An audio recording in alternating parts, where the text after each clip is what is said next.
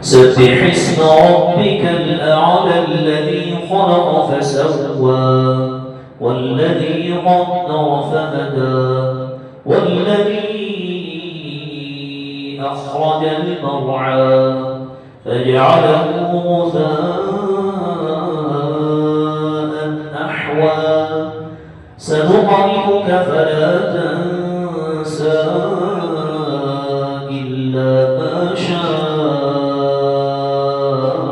الله إنه يعلم الجهر وما يخفى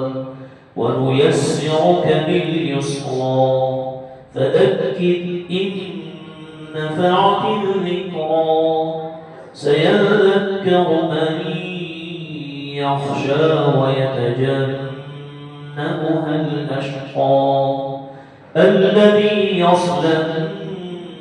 النار الكبرى ثم لا يموت فيها ولا يحيا قد أفلح من تزكى وذكر اسم ربه فصلى بل تؤثرون الحياة الدنيا والآخرة خير وأبقى إن هذا لفي الصحف الأولى صحف إبراهيم